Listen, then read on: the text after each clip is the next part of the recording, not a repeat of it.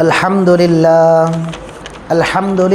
نحمدہ ونستعینہ ونستغفرہ ونؤمن بہ ونتوکل علیہ ونعوذ باللہ من شرور انفسنا ومن سیئات اعمالنا من يهده اللہ فلا مضل له ومن يضللہ فلا هادی له ونشهد أن لا إله إلا الله وحده لا شريك له ونشهد أن سيدنا ومولانا محمدا عبده ورسوله أرسله بالحق بشيرا ونذيرا وداعيا إلى الله بإذنه وسراجا منيرا أما بعد أعوذ بالله من الشيطان الرجيم بسم الله الرحمن الرحيم يا أيها الذين آمنوا كتب عليكم الصيام كما كتب على الذين من قبلكم لعلكم تتقون وقال النبي صلى الله عليه وسلم أتاكم شهر رمضان شهر مبارك فرض الله عليكم صيامه أو كما قال عليه الصلاة والسلام۔ محترم عزیز بزرگ اور دوستوں، اللہ رب العزت کا بے انتہا فضل اور اس کا کرم ہوا۔ اللہ رب العزت نے ہم سب کو ایک بہت بڑی عبادت کے لیے ایک بہت بڑے دن میں ہم سب کو یہاں جم کر جڑ کر بیٹھنے کی توفیق عطا فرمائی۔ محترم بزرگوں اور دوستوں، انسان دنیا میں آتا ہے تو اس کے ساتھ میں دنیا کی ضرورتیں لگی ہوئی رہتی ہیں۔ انسان جب بچہ پیدا ہوتا ہے تو ماں باپ اس کے مکلف ہوتے ہیں، اور جب وہی بچہ جوانی کی دہلیز پر قدم رکھتا ہے تو بھی اس کے اوپر ماں باپ کی ذمہ داریاں اور اس کے مکلف ہوتے ہیں۔ اور اسی طریقے سے انسان جب ایک ذمہ داری کے مرحلے پر پہنچتا ہے تو وہاں پر بھی اس کے ساتھ میں ذمہ داریاں لگی ہوتی ہیں۔ غرض انسان جس مرحلے میں جاتا ہے اس مرحلے میں اس کے ساتھ میں ضروریات لگی ہوئی ہوتی ہیں، لیکن اصل ضرورت میری اور آپ کی اور ساری انسانیت کی جو ہے وہ اللہ کا مبارک اور پاکیزہ دین ہے، کہ جس کو سیکھنے کی، سمجھنے کی، پڑھنے کی اور پڑھانے کی ہم سب کو کوشش کرنی چاہیے، اور اس بات کا اہتمام کرنا چاہیے کہ جس طریقے سے دنیا اور دنیا کی چیزوں کے لیے ہماری کوششیں، محنتیں ہوتی ہیں، دنیا کی ضروریات کو حاصل کرنے کے لیے میری اور آپ کی کوششیں اور محنتیں ہوتی ہیں، اسی طریقے سے دین اور دین کی تمام ضروریات کو سمجھنے کے لیے، پڑھنے کے لیے، اس کو حاصل کرنے کے لیے، دین کے تمام تقاضوں پر چلنے کی کوشش کرنے کے لیے عزیز بزرگ اور دوستوں اس کے لیے محنتیں اللہ نے ذمہ لگائی ہیں، کہ جس طریقے سے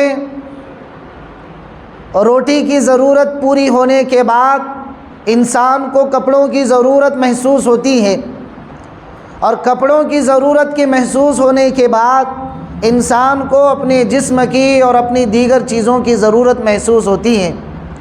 اسی طریقے سے عزیز بزرگ اور دوستوں، ایک مسلمان کو اسلام لانے کے بعد اسلام کی تمام ضروریات کا احساس ہونا چاہیے، کہ جس طریقے سے اللہ کے نبی صلی اللہ علیہ وسلم نے ارشاد فرمایا کہ ایک مسلمان کی جو بنیاد ہوتی ہے، ایک مسلمان کا جو فاؤنڈیشن ہوتا ہے، ایک مسلمان کا جو اس کی ایک جڑ ہوتی ہے، وہ جڑ، وہ فاؤنڈیشن، اس کی بنیاد جو ہے وہ 5 چیزوں پر رکھی گئی ہے۔ کتنی چیزوں پر؟ 5 چیزوں پر رکھی گئی ہیں۔ اگر آدمی ایک چیز حاصل کر لے اور 3-4 چیزوں کو چھوڑ دے تب بھی وہ کامل ایمان والا نہیں، اور آدمی 4 چیزوں کو حاصل کر لے اور ایک کو چھوڑ دے تب بھی وہ مکمل پکا سچا مسلمان نہیں کہلاتا ہے۔ کہ جس طریقے سے ایک خیمہ ہم لوگوں نے بنایا ہے، اس خیمے کے 4 کونے ہیں اور بیچ کی ایک درمیانی لکڑی ہے۔ اگر کوئی آدمی ان 4 کونوں میں سے ایک لکڑی نکال دے تو بیچ کی لکڑی کی وجہ سے خیمہ پھر بھی باقی رہتا ہے، لیکن کوئی انسان بیچ کی ہی لکڑی نکال دے تو پورا خیمہ جو ہے وہ گر کر ختم ہو جاتا ہے، اس کی کوئی حیثیت نہیں رہتی ہے۔ تو عزیز بزرگ اور دوستوں، عرض کرنے کا مقصد یہ ہے کہ ایک ایمان والے کی اور ایک مسلمان کی جو فاؤنڈیشن ہے، جو بنیاد رکھی گئی ہے، وہ بنیاد 5 چیزوں پر رکھی گئی۔ کتنی چیزیں ہیں بھائی؟ 5 چیزیں ہیں کہ جس طریقے سے ایک مکان بنایا جاتا ہے تو اس مکان کا جو فاؤنڈیشن ہوتا ہے، لوگ کہتے ہیں کہ بھائی اچھا فاؤنڈیشن ہونا چاہیے۔ کیوں بھائی؟ اس وجہ سے کہ اس کے اوپر کی جو تعمیر کھڑی ہوگی وہ جتنی مضبوط ہوگی وہ فاؤنڈیشن کی بنیاد ہی پر مضبوط رہے گی۔ اگر اس کی بنیاد میں کچھ کمی رہ گئی، اس کی فاؤنڈیشن میں کچھ کمیاں رہ گئی تو اوپر جو منزل کھڑی ہوگی اس پر کسی کو بھروسہ نہیں ہوگا کب کیا ہو جائے۔ یہ دنیا کا نظم ہے، دنیا کا سسٹم ہے۔ اسی طریقے سے آدمی ایک سچا مسلمان ہے، ایک پکا مسلمان ہے، لیکن اس کی بنیاد صحیح نہیں۔ تو جس طریقے سے دنیا کی چیزوں پر اور دنیا کے گھروں پر فاؤنڈیشن کے کچے ہونے پر بھروسہ نہیں کیا جاتا ہے، اسی طریقے سے ایک کچے مسلمان کے اوپر آخرت میں مرنے کے بعد کامیاب ہونے کا کوئی بھروسہ نہیں کیا جاتا۔ کب پھسل جائے، کب گر جائے اور اللہ کب اس کی پکڑ کر لے، عزیز بزرگ اور دوستوں، یہ کوئی کہہ نہیں سکتا ہے۔ جب آپ کو یہ بات معلوم ہو گئی کہ ایک مسلمان کی بنیاد جو ہے وہ 5 چیزوں پر ہے، آئیے آج ہم سمجھتے ہیں کہ وہ 5 چیزیں کیا ہیں۔ تو اللہ کے نبی صلی اللہ علیہ وسلم نے ارشاد فرمایا، بنی الاسلام علی 5، اسلام کی بنیاد جو ہے، فاؤنڈیشن ہے، وہ 5 چیزوں پر رکھی گئی۔ سب سے پہلی چیز ہے ایک مسلمان کے عقائد کا اچھا ہونا۔ عقائد کی درستگی یہ ایک مسلمان کی سب سے بنیادی ضرورت ہے۔ عقائد میں کیا کیا چیزیں آتی ہیں؟ اللہ کے علاوہ کسی کی پوجا نہ کرنا، محمد الرسول اللہ میرے اور آپ کے آخری نبی ہے، ان کے بعد دنیا میں اب کوئی نبی آنے والا نہیں ہے۔ دنیا کا کوئی کتنا ہی بڑا اللہ والا ہو لیکن ہمارے نبی کے نیچے رہے گا۔ دنیا میں میرے اور آپ کے آخری نبی آئے اور ان کا نام محمد الرسول اللہ ہے، اس کے بعد دنیا میں کوئی نبی آنے والے نہیں۔ یہ ہمارا عقیدہ ہونا چاہیے۔ ہر چیز کے نفع اور نقصان کے مالک ہماری ذات کے وہ اللہ ہیں۔ اگر ان کی چاہت ہمارے لیے فائدہ پہنچانا ہے تو دنیا کی کوئی طاقت ہمیں نقصان نہیں پہنچا سکتی، اور اگر اللہ کی چاہت ہمیں نقصان پہنچانا ہے تو دنیا کی کوئی طاقت ہمیں نفع نہیں پہنچا سکتی۔ اسی لیے مکتب میں چھوٹے بچوں کو ایمان مفصل، ایمان مجمل سکھایا جاتا ہے۔ وہ کیوں سکھایا جاتا ہے؟ کیونکہ اس کے اندر جو بچے کی فاؤنڈیشن ہوتی ہیں، جو بچے کی بنیاد ہوتی ہے، اس بنیاد میں یہ چیزیں شامل ہوتی ہیں کہ ہمارا اللہ کی ذات سے ایسا پکا ایمان ہے کہ ہر چیز کے نفع میں اور نقصان میں ہم اللہ کے محتاج ہیں۔ تو عزیز بزرگ اور دوستوں، عرض کرنے کا مقصد اور منشا یہ ہے کہ ایک مسلمان کی جو فاؤنڈیشن ہے، جو بنیاد ہے، وہ 5 چیزوں پر ہے، اور اس میں بھی سب سے پہلی چیز جو ہے وہ عقائد کی درستگی ہے۔ دوسرے نمبر پر فرمایا گیا عبادات کی درستگی ہونی چاہیے کہ ہماری نمازیں کیسی ہیں، میرا قیام کیسا ہے، میرا رکوع کیسا ہے، میرا سجدہ کیسا ہے، میرے پاکی ناپاکی کے مسائل کیا ہیں، میرے وضو کے طریقے کیا ہیں، میری سنتیں کیا کیا ہیں، کن چیزوں کی وجہ سے وضو ٹوٹ جاتا ہے اور کن چیزوں کی وجہ سے وضو باقی رہتا ہے۔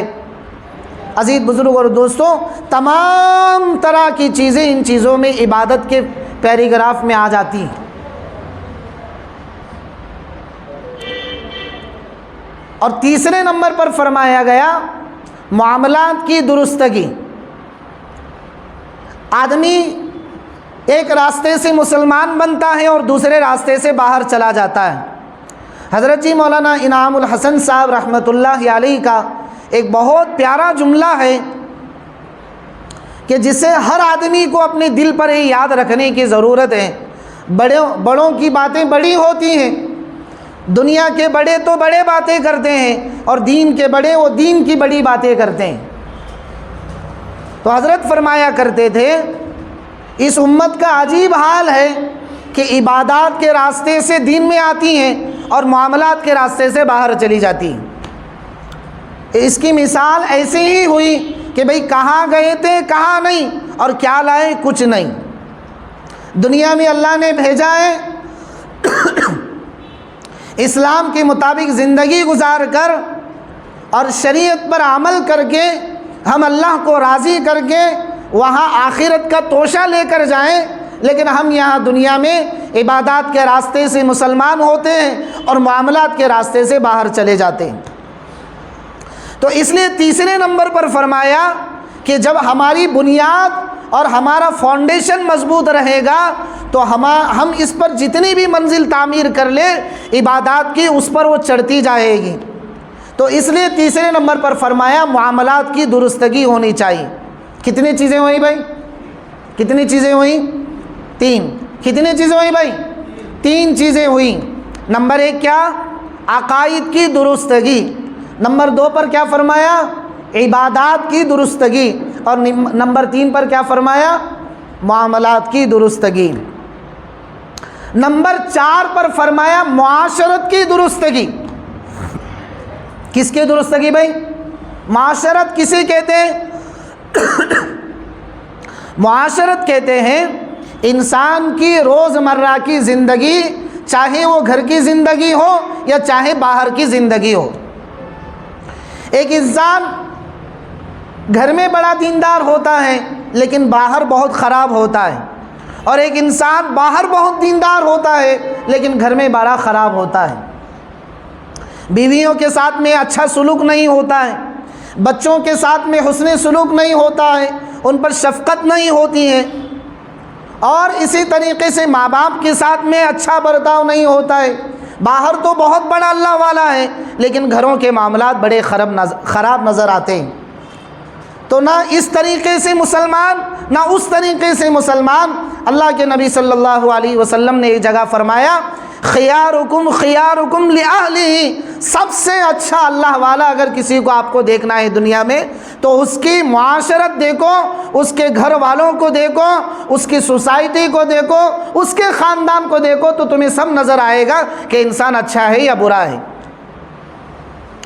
تو چوتھے نمبر پر اللہ کے نبی صلی اللہ علیہ وسلم نے ارشاد فرمایا معاشرت کی درستگی ہونی چاہیے۔ اور پانچویں نمبر پر فرمایا اخلاق کی درستگی۔ کس کی درستگی بھائی؟ کس کی درستگی؟ اخلاق کی درستگی انسان کے اندر ہونا چاہیے۔ اور یہ ایسا ترازو ہے اخلاق کہ دنیا کا بڑے سے بڑے آدمی کو تولنے کے لیے اس کے اخلاق دیکھے جاتے ہیں، اور یہ ایسی بہترین چیز ہے اخلاق کہ جو انسان اس کو اپناتا ہے وہ دنیا میں بھی لوگوں کی نظر میں اچھا انسان مانا جاتا ہے اور اللہ کی نظر میں بھی انسان مانا جاتا ہے۔ ہمارے یہاں ذہن یہ بنا ہوا ہے کہ جو مسجد میں تسبیح لے کر بیٹھ جائے وہ بڑا با اخلاق انسان ہے، چاہے باہر سامنے سے گزر جائے سلام بھی نہ کرتا ہو لیکن مسجد میں تسبیح لے کر بیٹھتا ہو۔ جو باطل اور ایک دم باہر کے طریقوں کے مطابق ہے، کہ جس کی وجہ سے ہمارا یہ ذہن، ہماری یہ سوچ بنی ہوئی ہے۔ اور اللہ کے نبی صلی اللہ علیہ وسلم جو ہم سب کے سردار ہیں، ہم سب کے آخری نبی ہیں، جن کے صدقے تو فعل میں اللہ نے کائنات کے نظم اور نسق کو باقی رکھا ہے، وہ نبی یہ فرماتے ہیں کہ جو اپنی بیوی کے ساتھ اچھا برتاؤ کرتا ہو، جس کے اخلاق اچھے ہو، جس کا بال بچوں کے ساتھ رویہ اچھا ہو، جو بات بات پر غصہ نہ ہوتا ہو، جو ہمیشہ لوگوں کا برا سوچتا ہو، یہ با اخلاق انسان نہیں ہے۔ با اخلاق انسان وہ ہے کہ جو ہمیشہ لوگوں کا اچھا سوچتا ہو، بیوی کے ساتھ اچھا سلوک ہو، بھائیوں کے ساتھ اچھا سلوک ہو، اور اپنے ماں باپ کے ساتھ اچھا سلوک ہو، دوستوں کے ساتھ اچھا برتاؤ ہو۔ عزیز بزرگ اور دوستوں، یہ اخلاق کی کیٹیگری ہیں۔ اسی لیے آپ نے دیکھا ہوگا اور یہ بات آپ نے بار بار سنی ہوگی، اللہ کے نبی صلی اللہ علیہ وسلم فرماتے ہیں ایک با اخلاق انسان، بہت کام کی بات ہے، ایک با اخلاق انسان اگر رات بھر تہجد نہیں پڑھتا ہے اور دن بھر مسجد میں آ کر تسبیح لے کر اوابین نہیں پڑھتا ہے، وہ قرآن شریف کی ہمیشہ تلاوت نہیں کرتا ہے، بلکہ اس کا حال یہ ہے کہ وہ اسے جتنا وقت ملتا ہے اتنا وقت وہ اللہ کی عبادت کے لیے فارغ کرتا ہے، اور جتنے اسے اللہ توفیق دیتے ہیں اتنی توفیق پر وہ عمل کر کے وہ اوابین کی ادائیگی کرتا ہے، وہ قرآن شریف کی تلاوت کرتا ہے، جتنی اپنی بساط ہے اتنی بساط پر وہ عمل کر کے وہ اللہ کی رضا کو پانے کے لیے لوگوں کے ساتھ میں اچھے اخلاق کے ساتھ میں رہتا ہے، اس کا لوگوں کے ساتھ میں اچھا برتاؤ ہے، وہ حسن اخلاق کے ساتھ میں رہتا ہے۔ ایک یہ انسان، اور ایک انسان وہ ہے جس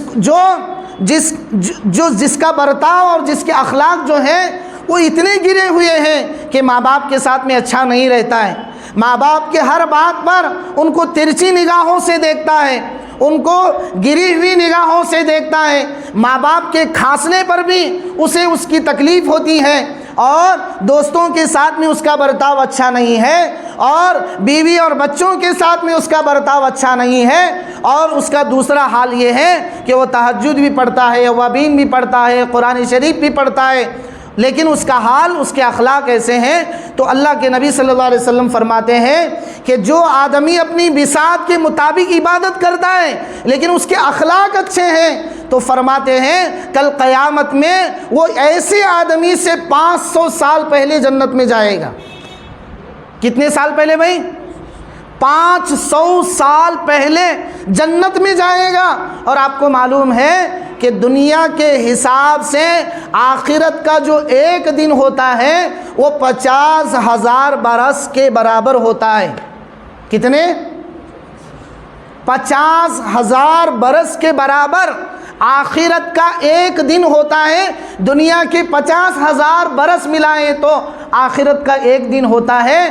یہ با اخلاق انسان اس عبادت گزار سے 500 سال پہلے جنت میں جاتا ہے اگر اس کے اخلاق اچھے ہوتے ہیں۔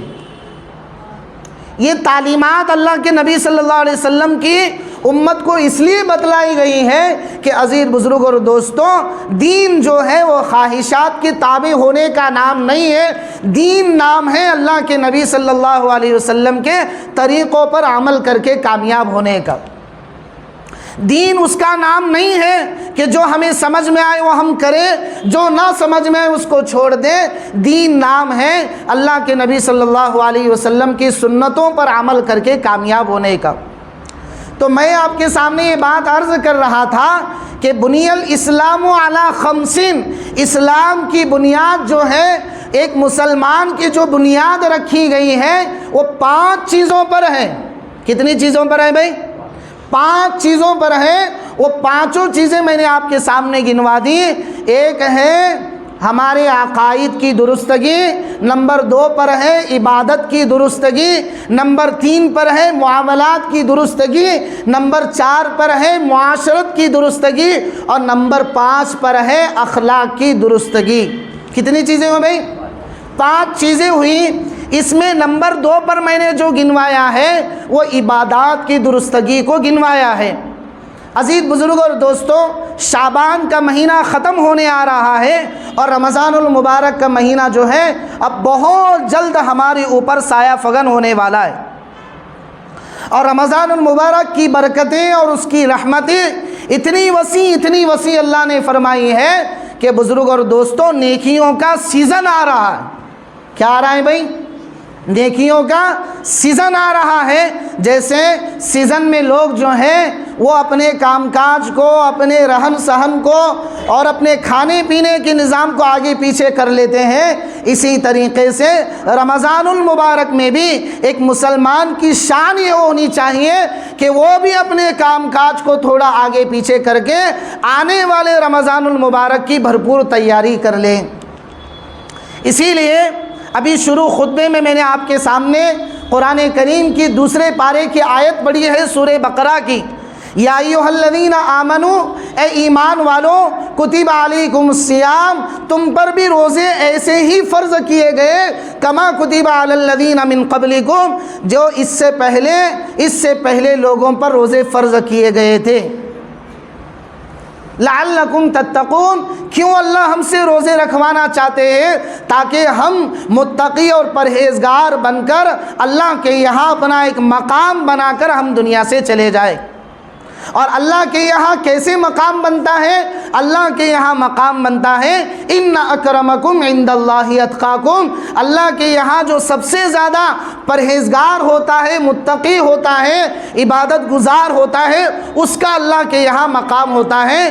تو ہم روزوں کے ذریعے سے، تلاوت قرآن کریم کے ذریعے سے، تراویح میں اس قرآن کریم کو سننے کے ذریعے سے، اور رمضان المبارک میں صدقہ اور زکوٰۃ کے ذریعے سے، اور اسی طریقے سے نفل عبادتوں کے ذریعے سے ہم اللہ سے قریب ہو سکتے ہیں اور اللہ کے مقرب بندے بن سکتے ہیں۔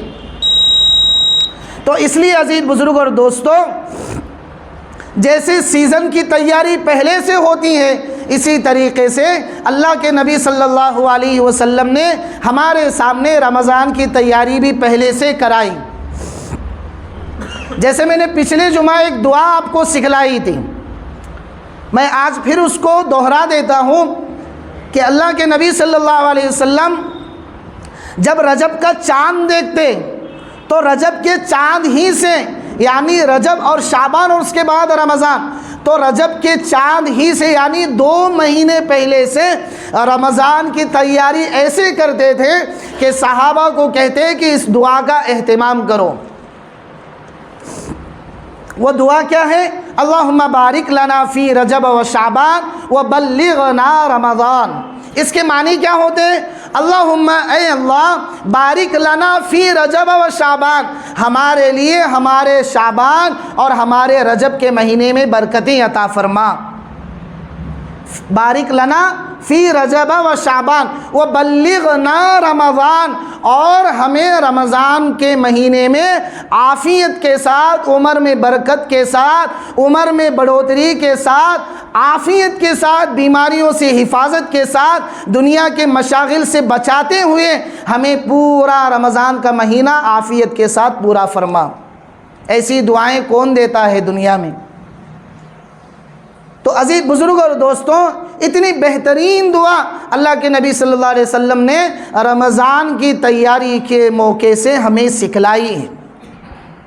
اور ابھی شروع خطبے میں نے آپ کے سامنے ایک حدیث پڑھی، اتاکم شہر رمضان، میرے صحابہ اور میرے امتیوں، ایسا بابرکت اور مبارک مہینہ آ رہا ہے کہ جس کے نوافل بھی فرائض کے درجے پر پہنچتی ہیں۔ یعنی رمضان میں اگر کوئی آدمی نفل عبادت کرتا ہے تو اس نفل عبادت کا ثواب اللہ غیر رمضان میں فرض ادا کرنے کے برابر دیتے ہیں۔ آپ تصور کریں کیسا بابرکت مہینہ ہے۔ اور رمضان المبارک میں فرض کا ثواب 70 فرضوں تک پہنچ جاتا ہے۔ عام دنوں میں ایک فرض نماز ادا کریں گے تو اس کا ایک ہی ثواب، لیکن رمضان میں اگر ایک فرض ادا کریں گے تو 70 فرض ادا کرنے کے برابر ثواب دیتے ہیں۔ رمضان میں اگر ہم تراویح پیچھے کھڑے ہو کر سنتے ہیں تو ایک رکعت پر 1500 نیکی، ایک سجدے پر 1500 نیکی، اور جنت میں یاقوت اور زمرد کا محل اور ایک ایسا اس کے نام سے درخت لگایا جاتا ہے کہ جس کے سائے میں ایک عربی النسل گھوڑا جوانی سے لے کر دوڑنا شروع کرے تو بڑھاپا ہو کر وہ گھوڑا ختم ہو جائے دوڑتے دوڑتے، لیکن ایک روزے دار کی تراویح کی سجدے پر اللہ جو اجر دینے والے ہیں وہ اجر ختم نہیں ہوتا ہے۔ تو ایسا بابرکت مہینہ عزیز بزرگ اور دوستوں اللہ تبارک و تعالی ہم سب کے سروں پر لا رہے ہیں، اور ایک ہفتے کے بعد رمضان المبارک کا مہینہ اپنی تمام طرح کی برکتوں اور وسعتوں کے ساتھ آنے والا ہے۔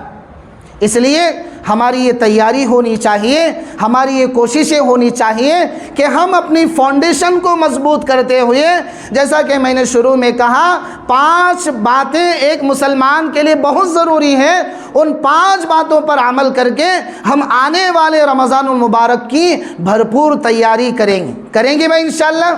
اور اسی طریقے سے روزہ آ رہا ہے جو ہمارے لیے بہت بڑا خیر لا رہا ہے۔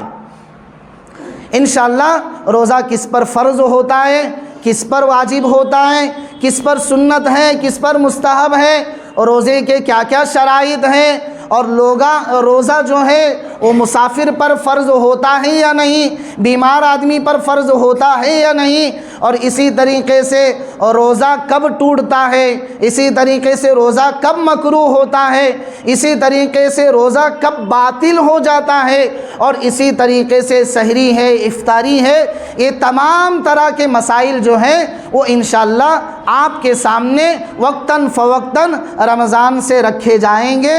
آپ تمام حضرات وقت پر پہنچ کر اپنی سچائی کا ثبوت دینے کی کوشش کریں گے بھائی انشاءاللہ، اور ایک سچے پکے مسلمان اور رمضان کے آنے کے سچے مسلمان ہونے کی انشاءاللہ ہم اپنی اس کی سرٹیفکیٹ دیں گے انشاءاللہ۔